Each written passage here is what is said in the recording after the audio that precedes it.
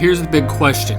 You're interested in value investing and valuing and evaluating businesses on a deep level, but you don't know how, even after researching for hours, probably dozens of hours, hundreds of hours on the internet, and because nobody else shows you how to do it. This podcast has all those answers and much more about value investing and finance. My name is Jason Rivera. Welcome to Value Investing in Your Car. Hey, Jason here. Been a while since we talked, but now now that the website's done, now that I'm done with summer family vacations and done being sick and all caught back up with work, now we need to get back into the value investing in your car and these other series that are ongoing on Value Investing Journey website. So in this episode of Value Investing in Your Car, we're going to talk about the importance of the mindset and working towards being uncomfortable or comfortable being uncomfortable. The mindset of comfortable being uncomfortable and what that means and how it's so important and what kind of real life experience I have with that, and how it can improve your life as well. Before we get to that, this series is now available as a podcast on all major platforms: Apple, Stitcher, SoundCloud, Spotify, and all others for free anywhere in the world. Appreciate it if you would download and listen to it on the go. Let me know your thoughts, comments, concerns about previous podcast episodes. Okay, now that we've said that, the importance of comfortable being uncomfortable. What does it mean? Over the last year and a half, 2 years, I've been learning a lot about leadership and improving your mental strength and stuff like that, so I can hopefully work to going to the next level of where I need to be and where I need to be for where I want to go. I've always been pretty mentally strong, but it's gotten enormously better, not only by learning these things, but dealing with my severe health issues in the past, stuff like that. Having kids has definitely improved my mental strength, patience and stuff like that. But specifically when it comes to this, it's an area I think pretty much it doesn't matter how long you've learned to control your mind and frankly make your mind do what things it doesn't want to do and your body do things it doesn't want to do. You can always improve and work to get that better. Case in point is me and my team right now are working on the second edition of How to Value Invest. It's all the way written, rewritten, and written on my end. I've gone through 2 full edits of it myself, and now my team is going through edits. I don't want to do that every day. I don't want to write every day. I don't want to read. I've now read some version of the How to Value Invest first edition and second edition probably 50 to 100 times. I don't want to read the same book over 50 to 100 times, even though I wrote it. Especially since I'm looking for minor things like errors and periods missing and minor misspellings that the spell check didn't catch and word usage and grammar. I don't care about grammar for the most part, and I don't love looking at punctuation errors, but I do it to not only get the book done, because that's what has to be done to get the book done, but also to strengthen my mind. The more I've learned over the years that the more you do stuff that you don't necessarily want to do or like to do, the stronger your mind and your discipline gets to doing things that frankly suck. I don't like writing the book is fun. Editing the book is fun on the first go through because you fix up the sentences and make it look good. I think Hemingway said the first draft of anything is shit. So writing the first draft and editing the first draft is reasonably entertaining for me. Second draft, no. Previous or drafts after that, because I know after my team gets their edits in, I'm gonna have to go back over the book again and figure out if the changes they see are ones that actually need to be made or not. And again, I'll have to read the entire book again. Again, it's not fun. I enjoy learning about value investing. I enjoy learning about finance, but I don't necessarily want to do the same thing over and over and over again 50 to 100 times. So there's one example. Second example is and this is in the reason I'm bringing this up is because this is going to be in the second edition of How You Value Invest introduction. Is I talk about kind of my life story and how I got to this point and all that kind of stuff. I'm sure some of you know some of it because I've shared some of it before, but in this depth, I've never shared this story before, or many of the stories before about how I got there and how the reason I share it is not to show I'm superhuman or anything, because I'm nothing special, but to show you that you can become a great value investor. If I can, with zero knowledge and massive health disadvantages, you can become a great value investor too. It's just a matter of putting in the work and time and effort. So one of the stories in there is in the past and I still deal with severe dizziness issues, but for the most part they're under control now by doctors, medication and exercise and stuff. And again, I go in this whole thing on the book, explain all the process and everything behind it. But so I won't go into that here. But there were literally a period of about a year and a half, 2 years, where I was so terrible that I couldn't do anything. Or let me back up. For about 4 or 5 years, I could literally do nothing because I felt so dizzy, other than lay around and watch TV for 30 minutes a day. Other than that, I literally just laid there or slept or lay there and slept all day without feeling terrible. This is my late teens, early 20s. So I missed out on the quote unquote fun stuff, college, all that kind of stuff. To get over that, the first thing I had to do, or I found out that I had to do, was the occupational therapist I found, thought that I had a virus and it destroyed the balance center of my inner ear completely. So that's why I was so dizzy all the time, because no matter what I did, my balance center was off. So she gave me exercises to do stuff like this, up and down, side to side, and then more standing on a flat surface, standing on a cushion, to retrain my balance center. And I got those exercises, and again, this is at the point where I could literally do nothing. So I knew these were going to make me feel terrible. And for a year and a half to 2 years afterwards, it felt like torture every single day. I had to do these exercises every single day. I would literally go to sleep the night before and not be able to fall asleep because I would be dreading even waking up the next morning, because I knew I would be torturing myself and making myself feel even worse again. And the worst part of it was not even the torture of these exercises itself, because it literally was torture. I would do these exercises, and not only would I feel like crap in terms of dizziness, but I would be feeling like I was going to throw up and nauseous pretty much the entire day for 6 months, a year and a half. The reason I did them is because at some point I knew that if I was going to ever get better, that I would have to do something instead of just lay around. I knew it wasn't going to work just laying around. I knew I would just some magic pill and a snap and I would be, I'm better. So I did these exercises, and the worst part of it was, again, the feeling was terrible. If you've never had severe dizziness issues,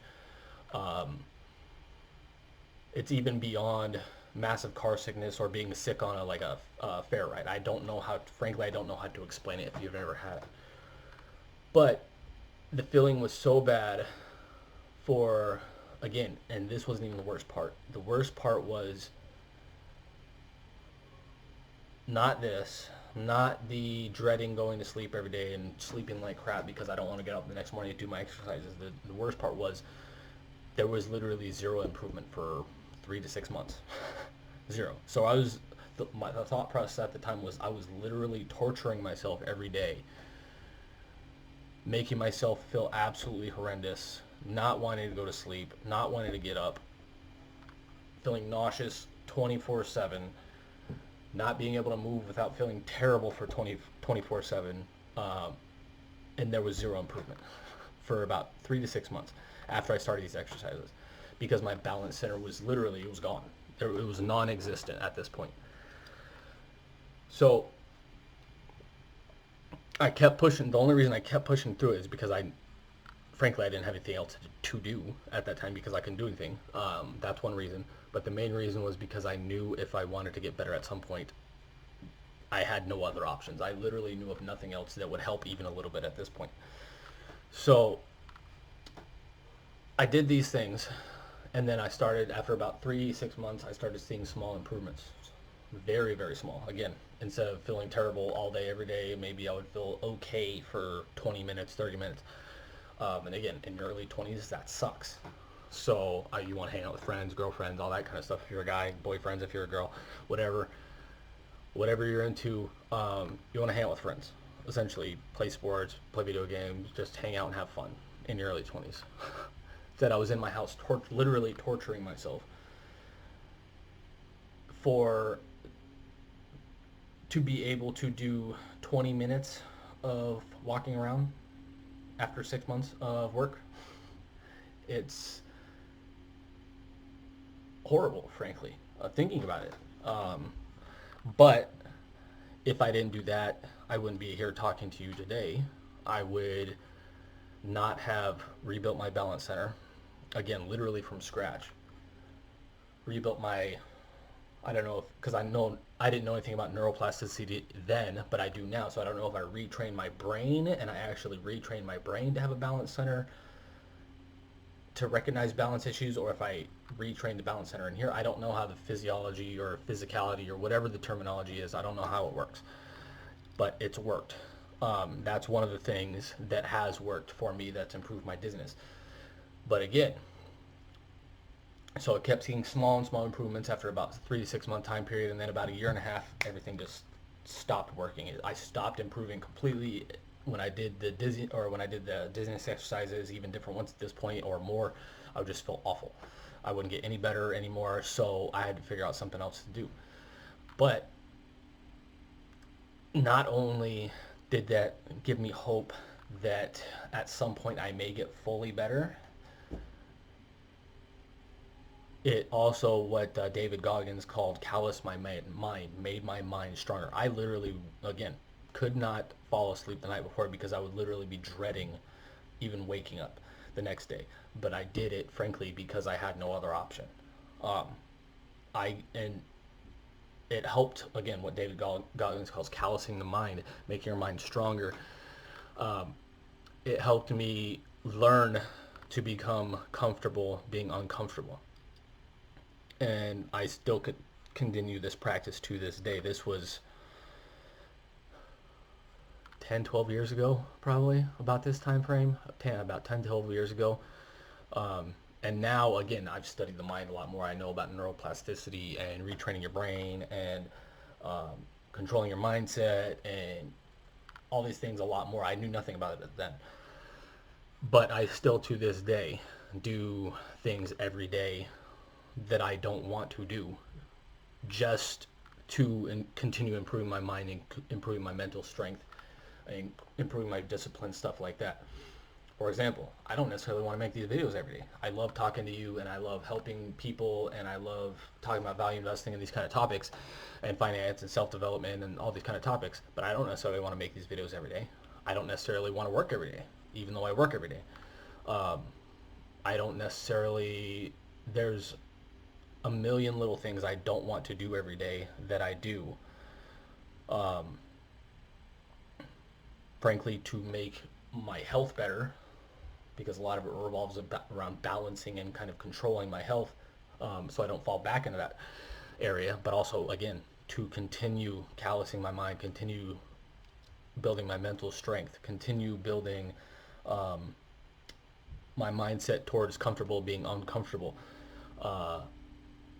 I'm now a huge believer in doing things you don't necessarily want or like to do, to challenge yourself, to challenge your mind. And I think, again, it's David Goggins, or I think it says that, well, and I know this to be true because I've studied it, is essentially our brain is, through evolutionary processes, it looks to do the least amount of energy, or it looks to use the least amount of energy pretty much in everything. So that's why people are lazy or whatever, or just like sitting around. The mind, after it gets uses a certain point of willpower, I guess would the terminology be. It depletes, I guess. Again, I'm not a scientist. That's why I'm kind of thinking about what to say here. I'm not a scientist. Some of these terminologies might be wrong, but the overall message is correct. So willpower depletes over the day, but you can build willpower. So I do these little things every day, even that I don't want to do. Like, I don't want to take out the garbage right now. I force myself. If I think I don't want to take out the garbage right now, I force myself to do it. If I think, hey, I can do that tomorrow, generally, unless it's can legitimately be put off, like I'm hanging out with the kids or something at night, I force myself to do it. Even if it's not necessary, I force myself to do it just, again, to put myself back in control of my mind and not have my mind saying, hey, let's just go play video games all day and eat crap food and watch TV and do all this kind of stuff that isn't necessarily productive. Again, I still do that every once in a while. I'm not saying I don't play video games or hang out with friends or do anything. I don't work 100% of the time. But if I think I don't want to do something, I pretty much force myself to do it. Again, and this is, I've been mindfully doing this for a few years now, but now that I know the science and the kind of the mindset, I guess, around it and how it works on your mind. But before, I would not consciously think about it. I would just kind of, okay, I'm going to do it just to do it. So then again, this is a never-ending process, like value investing in finance. There's always more to learn. There's always more you can improve with your mindset and stuff like that, just like with value investing and finance. So this is one of the reasons I probably find it so fascinating, and because I find the same thing fascinating with value investing. There's always more to learn. There's always more to improve. There's always ways to get better. Same thing here with uncomfortable being uncomfortable. Again, I've been doing this for years, and I don't want to get out of bed every morning. I force myself to get out of bed instead of going back to sleep or hitting the snooze button. I still hit the snooze button sometimes. I'm trying to break that. But it's a never-ending process of improving and trying to get to that next level where you want to be so you can reach your goals that you want. That's how I look at it.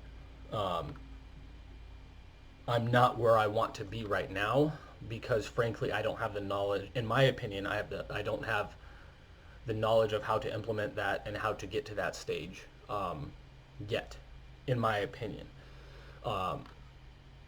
So I don't know if that's true or not or whatever, but it doesn't really matter. I'm going to continue to improve, and that's why this process of comfortable being uncomfortable is so important, because I want to get to that stage. I'm working every day to get to that stage. And I think this will help you build that mental muscle of discipline, willpower, doing stuff you don't want to do as well. And again, I'm not saying I do this with everything. I still play video games every once in a while. I still eat crap food every once in a while, more than I should. And I'm not saying you should be strong, mentally disciplined in every single aspect of your life. If you are, you're gonna drive yourself nuts. But when it comes to working and improving and learning and doing stuff, frankly, I don't want to do, I purposely do it and make time for it and those kind of things. Again, this isn't saying don't have fun or just screw off every once in a while, although I've tried to limit that to the most part. But I'm a big believer that if you have big dreams and goals like I do, you have to cut out a lot of the crap and get better. To me, that just makes logical sense. So, in terms of personality, I'm pretty much the same as I've always been, but in terms of work ethic, knowledge, skills, experience, mental power, discipline, I'm enormously better than I've ever been, and hopefully 10 years from now I'll still be doing the same thing, so even better than then. I hope this helps. Some resource on this, read David Goggins' book, Can't Hurt Me. Extreme Ownership by Jocko Willink, Leif Babin. All these guys are Navy SEALs. What else? Some podcasts with Jocko Willink and David Goggins, Joe Rogan Experience. Who's it? Tom Bilyeu, if that's how you say it. Lewis Howes, I think, has a good one with David Goggins. Joe Rogan. They talk about all this stuff quite a bit, and I think it's enormously powerful, and this is one of the things I've been learning an enormous amount, deliberately learning. Again, I've known about this for a long time, but deliberately learning and kind of implementing these things into my own life to improving it better over the last 2 years or so. So I hope this helps. Like, love, share, comment. Let me know your comments about how you struggle. Again, I struggle every day. There's stuff I don't want to do every day, but I force myself to do it. Let me know in the comments below something you struggle with. Even it can be little. For example, I don't necessarily want to get up and feed my dogs every morning. I want to just do my thing, eat breakfast, go to work. I don't necessarily want to feed the dogs. Again, I love animals. I'm not saying I don't love animals. I still do it. But just even a little thing. If you want to share a little thing or a big thing, let me know in the comments. I'd love to hear your things that you don't like doing that you still force yourself to do to get mentally stronger and better, or that you need to work on to do. For example, I'm working on stretching and doing a little bit of workouts right now. I haven't been able to stretch or work out for years because of, again, the dizziness issues. So I'm extremely tight all the time, and I sit at the computer all the time. So I think this has something to do with me being sick a lot recently. So I'm trying to fix this. Again, trying to continually get better, continually trying to tweak how I do things to improve, get more healthy, all those kind of things. So I'd love to hear your processes in the comments below. Like, love, share, subscribe, all that kind of stuff. And make sure to listen to this as a podcast. If you like podcasts as well, it's available on all major platforms. Until next time, have a great day. Talk to you soon. Bye.